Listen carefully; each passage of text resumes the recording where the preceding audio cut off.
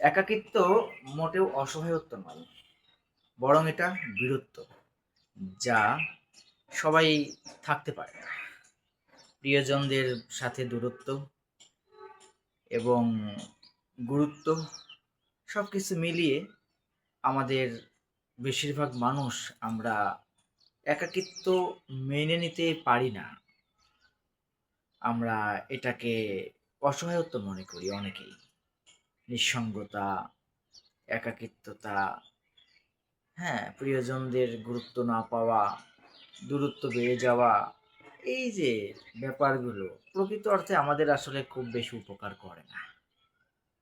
আর পৃথিবীতে আগমনের সূত্রে যেহেতু আমরা কেউ কারোর সাথে পরিচিত হয়ে আসি না, চলার পথে বিভিন্ন বাঁকে, প্রয়োজনে, বিনোদনে, নানান রকম আয়োজনের মধ্য দিয়ে চলার পথে বিভিন্ন বাঁকে আমাদের একে অপরের সাথে পরিচিত আমরা হই, আমাদের চেনা জানা হয়, অনেকের সাথে অনেক রকম সম্পর্ক গড়ে ওঠে, বন্ধুত্ব, সখ্যতা, আত্মীয়তা, বৈবাহিকতা, তাই না?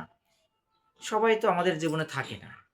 কেউ থাকে, কেউ চলে যায়, কেউ হারিয়ে যায়, কেউ ব্যস্ততায়, কেউ বাস্তবতায়, কেউ নানান রকম ইস্যু করে, হ্যাঁ, দর্শনের ভিন্নতায় মতবিরোধ তৈরি হয়, চাওয়া পাওয়ার ভিন্নতা, চাহিদা কম বেশি, নানান রকমভাবে পার্থক্য তৈরি হয়ে যায়। পছন্দ অপছন্দ, ভালো লাগা না লাগা, অনেক কিছু তৈরি হয়। চলতে চলতে একটা মানুষ আর একটা মানুষকে জানতে পারে। হয়তো প্রাথমিক পর্যায়ে এরকম জানাশোনাগুলো হয় না, সেটা আত্মীয়তার ক্ষেত্রে বলেন, বৈবাহিকতার ক্ষেত্রে বলেন, কিংবা বন্ধুত্বের ক্ষেত্রেই বলেন না কেন। সাধারণত একে অপরকে জানতে বেশ একটু সময় লেগে যায়। এজন্যে বিশেষ করে বৈবাহিকতায় জড়ানোর পূর্বে ছেলে মেয়ে একে অপরকে জেনে নেওয়া ভীষণ গুরুত্বপূর্ণ। তাদের নিজেদের দর্শন, নিজেদের ভালো লাগা না লাগা, হ্যাঁ, নিজেদের চাহিদা, নিজেদের জীবনের লক্ষ্য, তার জীবনের স্বপ্ন, সবকিছু। আর যারা থাকতে চান সংসার জীবনে, সেটা তো অবশ্যই সংসারের গুরুত্ব আছে, কিন্তু সংসার হারিয়ে ফেলা বা সংসার ত্যাগ করা, নিঃসঙ্গতায় থাকা বা একাকিত্বতা, এগুলো আসলে কোনো অভিশাপ না। এটা কোনো এমন কোনো বিষয় না যে এটা আসলে মানে মানুষের জীবনে খুব বেশি ক্ষতি করে। অনেকেই মানতে পারে না এই নিঃসঙ্গ জীবন। তবে নিঃসঙ্গ জীবনে সৃজনশীলতা হয়, প্রকৃতির সাথে কথা বলা যায়, অনেক কিছু চিন্তা করা যায়, বাস্তবতা বোঝা যায়, এবং ইহকাল পরকাল নিয়েও অনেক স্বচ্ছ একটা ধারণা নিজের কাছে উন্মুক্ত হয় যে আসলে প্রকৃত অর্থে আমরা পৃথিবীতে একা। প্রত্যেকে ভব একা এসেছি, একাই যাব, মাঝখানে তবু মায়া বাড়ানো, এখানে কেউ কারো নাই, সবই অভিনয়। আমরা যে যেখানে যে যা কিছু করছি, প্রত্যেকটা কাজে, প্রতিটা চরিত্রে আমরা আসলে প্রকৃত অর্থে অভিনয় করে যাচ্ছি। বাবা হিসেবে বলেন, যারা স্বামী হিসেবে বলেন, যারা দাদু হিসেবে বলেন, হ্যাঁ, প্রতিষ্ঠানের বস হিসেবে বলেন, বা যেখানে যা কিছু বলেন না কেন, একেবারে ছোট বড় প্রত্যেকটা জায়গায় আমরা আসলে এক একটা অভিনয় শিল্পী বলা যায়। এখানে সবাইকে সবার ভীষণ দরকার, মিলেমিশে মিশন করি কারবার। সে মিশনটা আসলে কি, সে ভীষণটা কি, সে লেসনটা কি, সেশনটা কি? শুধু এই প্রতিদিন বেলা গড়িয়ে সন্ধ্যা, রাত পেরিয়ে ভোর, এই খাওয়া দাওয়া, চলাফেরা, পরিবার পরিজন নিয়ে হাসি তামাশা, এটাই কি আসলে জীবন? না, এটা আসলে আমাদের জীবনের এক একটা অংশ, কিন্তু এটাই জীবন নয়। জীবন আমাদের অন্য। আমরা এই পৃথিবীতে কেন এসেছি, কি করছি, কি করার কথা ছিল, এটাই আসল কথা।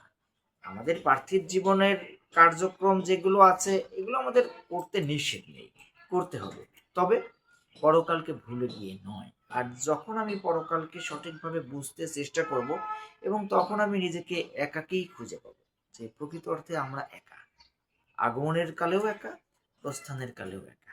মাঝখানে শুধুমাত্র আমাদের অনেকের সাথে দেখা, এই দেখাকে কেন্দ্র করে আমরা মায়ার জালে আটকে যাই। এই মায়ার জাল থেকে বিচ্ছিন্ন হওয়াটা, এটা বীরত্ব। এটা সফলতার একটা অংশ। এটা মোটেও দুর্বলতা বা অসহায়ত্ব নয়, কারণ সবাই একা থাকতে পারে না। আমার আমেরিকান বস ইউজিনি রবার্ট ট্রিটম্যান বব মাই গ্র্যান্ডপা, দীর্ঘ বছর তার সাথে ছিলাম আলহামদুলিল্লাহ। আমি তাকে দেখেছি সারা জীবনই একা, এবং তিনি আমার জীবনের একজন বড় গুরু এবং বড় শিক্ষক, বড় অভিভাবক এখনো পর্যন্ত। এবং তিনি আমার সব ব্যাপারেই সাপোর্ট দেন, আমার লেখালেখি থেকে শুরু করে সব কিছুতেই সারা জীবনে তিনি আমাকে হাসি মুখে দেখতে চেয়েছেন, আমাকে ভালো থাকতে দেখতে চেয়েছেন। তো সবার জীবনেই বিভিন্ন গল্প থাকে, বিভিন্ন ঘটনা চড়াই উতরাই, এটা খুব স্বাভাবিক।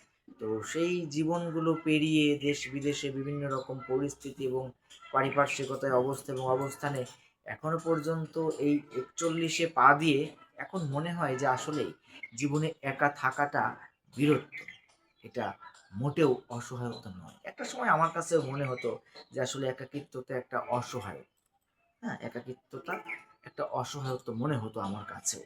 কিন্তু সময়ের সাথে যখনই আপনি নিজেকে বুঝতে শিখবেন, নিজেকে খুঁজে পাবেন, তখন দেখবেন আপনার একাকিত্বতাই ভালো লাগবে।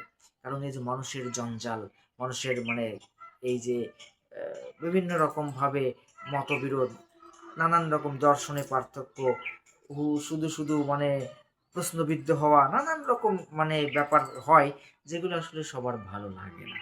এই জন্যে আমরা যতটুকু সময় আছি এই পৃথিবীতে, যদি কখনো একা হয়ে যাই, সেটা কখনোই অসহায়ত্ব মনে করব না, বরং সেটাকে বীরত্ব হিসাবে দেখব। কারণ পৃথিবীতে মানুষ সবাই একা থাকতে পারে না। একা থাকতে সাহস লাগে, মনোবল লাগে, শক্তি লাগে, এবং নিজেকে নিয়ন্ত্রণ করার মতো আত্ম নিয়ন্ত্রণ ক্ষমতা লাগে। আর আমি যদি আমার নিজেকে নিয়ন্ত্রণ করতে না পারি, পৃথিবীর কেউ আমাকে নিয়ন্ত্রণ করতে পারবে না, বোঝাতেও পারবে না। নিজেকেই নিজে বোঝাতে হবে। আমার self treatment is very important, মানে আত্মচিকিৎসা খুবই গুরুত্বপূর্ণ। MGN love and life motivation club করতে আমি কাউন্সিলর জ্যাক গেনপার বিদায় নিচ্ছি। ভালো থাকি, ভালো